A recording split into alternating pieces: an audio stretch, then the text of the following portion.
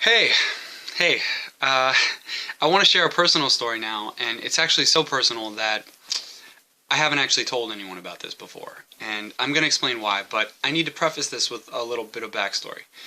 So, I've been teaching ESL at a high school in South Korea for a little over 2 years now, and it's been a great experience, but it's coming to an end. My contract's almost up, and it's well timed because I don't exactly feel welcome at my school anymore because the students are great. They've always been great. But the teachers have caught on to the vegan activism I've been doing on Facebook. And understandably, they've been growing increasingly uncomfortable in my presence. And maybe I'll do a video about that in the future. But right now, it's kind of a reminiscent time for me. I'm trying to find closure in this whole experience. And I remembered something recently that happened to me when I first moved here. That was actually pretty profound, pretty miraculous.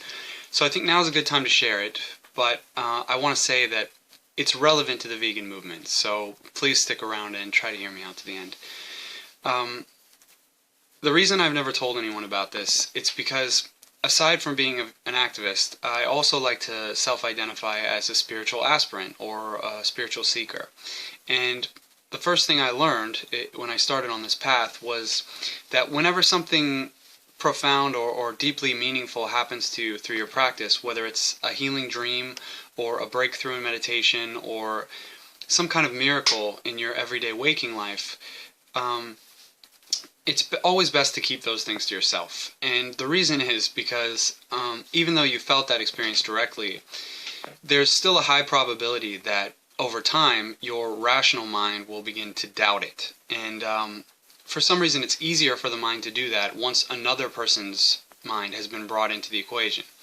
And the other reason, it's because the ego, which is ultimately what you're trying to overcome, it kind of knows that it's losing its power over you and it wants to stay alive. So there's a tendency for a false sense of personal accomplishment to kind of creep its way into your spiritual practice, and that's obviously counterproductive.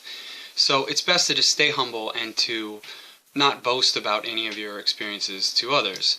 But there is an exception to that, which is if you get the sense that by sharing it, it will bring a lot of benefit to others, then that can sometimes outweigh some of the risks that I just mentioned. And I think this story applies. So here it is. Before I came to Korea, a lot of people were asking me, do you feel nervous? Like, you're going to be going to a different country and you don't speak the language and you don't really know what you're going to get yourself into with this work that you're doing. And to be honest, I was just so excited about traveling and doing something different that I didn't really have any of those typical concerns, but I was worried about two really big areas in my life. And one of them was my vegan lifestyle. I didn't know how vegan friendly the restaurants would be, and I had heard that the Korean apartments have really small kitchens. They don't usually have ovens. I was in the habit of cooking for myself already, and I didn't know if I'd be able to continue doing that. And the other big concern I had was of losing my spiritual practice, which was really important to me. So I had a stack of spiritual books that I wanted to take with me. But they told me to pack light, and so the night that I left, I was trying to weed some of them out. And one of the books was the Bhagavad Gita. Now, I had already read this book about 3 times, cover to cover. And I wasn't sure if I actually needed it, but I was just so worried about falling from this path that I ended up saying, I don't care if I got to pay extra at the airport or if I look foolish for bringing all this luggage. I'm taking all of these books with me. So I did, and I got to Korea. I went to the orientation. My co-teacher picked me up to take me back to my apartment for the first time. And the first thing I noticed was that the kitchen had a really big gas oven with 4 burners. And so I asked him, what's this about? I thought that the Korean apartments don't have these. And he said they usually don't, but the teacher that was here 5 years ago requested it, so we installed it for him. And so I said, you mean to tell me that this oven's been sitting here waiting for me for 5 years? And I know that sounds kind of self-centered, but that's my style, and he thought it was funny. And the next thing I noticed was a stack of books sitting on the table. And as I got closer, I noticed that they were all kind of spiritually oriented. One of them was a documentary or biography of the Dalai Lama, and there were books on yoga and meditation. And you got to remember, I'm in the countryside in this little city in Korea. So I was really surprised to see that at the top of the stack was a brand new copy of the Bhagavad Gita. And it was a whole different commentary from the one I had read before. And so I picked up the book, and I was just kind of staring at it, speechless. And my co-teacher finally asked, "Do you know this book?" And I said, "Yes, I know this book." And I later learned that the previous teacher had received them as a gift from his mother, and he had no interest in reading them. He never touched them. So he left them, and I just took that as a really powerful sign that this must have been like the laziest guy in the world. And what kind of a terrible son leaves his mom's books lying around? Now, I'm obviously messing around. I want to make sure you're paying attention, because I don't like people sleeping in my class, okay? And if I notice you doing that again, I'm going to put you out in the hallway. No. Again, I kid.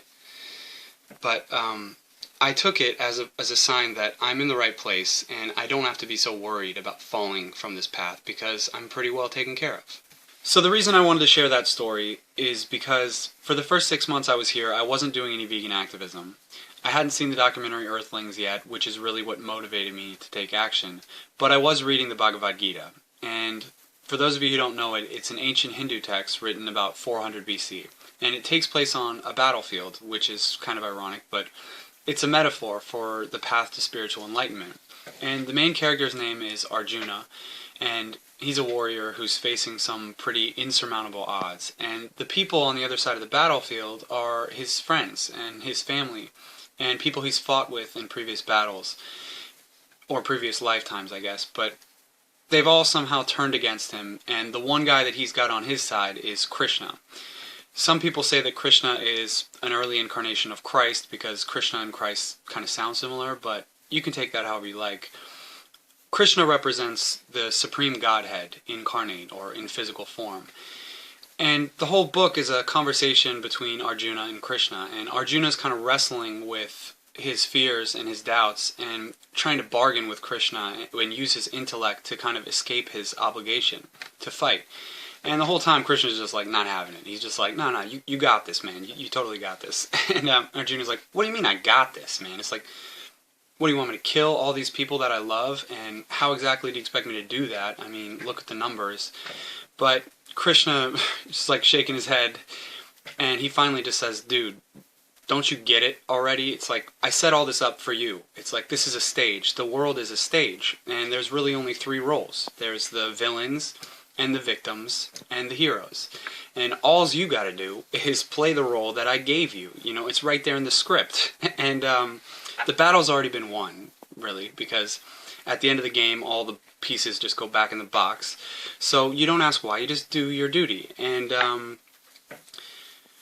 there's a catch to that, which is that you have to do it without expecting to receive the fruits of your actions. So I hate to ruin a great ending, but I'm going to, because it's just too good to leave out. But the last line of the book is when Arjuna finally says, I remember now. Like, I remember that all of the characters are just different versions of myself, and all of us are Krishna. So, it's all good in the hood, baby. And even though I just ruined the ending, I still really recommend that you read it. And if you're interested, this is the copy that I recommend you get. So, now that I've said all that, I want to try to explain how I think this story relates to the vegan movement. And some of you might have been able to guess it already, but in my opinion, the vegan movement is like a battle that's already been won, yeah? The world is already vegan, it just hasn't played itself out yet. And vegan activists are like Arjuna, right? It seems like the odds are stacked heavily against us, but we have the most powerful truth in the world on our side, so we can't really lose. But we do have to play the difficult role that was assigned to us. And we cannot expect the fruits of our efforts because, let's be honest, we might see animal liberation and a vegan world happen in our lifetime. And that's certainly my hope and my goal. But it's more likely that our generation will be spent cleaning up this freaking mess and just kind of laying the foundation for future generations to enjoy the benefits of a vegan world. And I also have to say, even though it sounds kind of pessimistic, we are burning down an acre per second of rainforest. And there's a small chance that the environment has already reached a point that is too far gone to be saved, at least for human life to continue. In which case, we'll all just be going extinct. And in my book, I'd still call that a victory because, I don't know about you, but I don't particularly enjoy living on a planet where I know 20,000 children are dying of starvation every single day because we're feeding 70% of our grains to animals who are being slaughtered by the millions every single day. But if the world's a stage, then the only thing we need to worry about is being the characters who find the courage and the strength to kill our family and our friends and our fellow humans. Now, obviously, we're not going to kill anyone literally, but we are going to kill their appetite for animal flesh, and we're also going to kill this virus known as speciesism or anthropocentrism, which could be thought of as humanity's ego. Yeah, it's the ego that says humans are the center of the fucking universe, and we're the superior species and the apex predators or whatever, so we can dominate and kill and enslave all of the lesser beings who are at our mercy. And unfortunately, that ego and that mentality of might makes right is the source of most of the suffering on this planet. So the good news is that once that ego gets dissolved in the light of truth, which is the vegan message, then it's going to create a new age of spiritual enlightenment, and all of us are going to start enjoying a much deeper dimension of the human experience. And I like to believe that this atrocity, this environmental and ethical disaster that is animal agriculture, has come about for that exact purpose. It's a necessary stage in human evolution, and it's been specifically designed to help us transcend this victim, villain, hero plotline that we keep acting out with each other over and over again. And if it takes us reaching the precipice of our own extinction to achieve that, then I guess it's meant to be.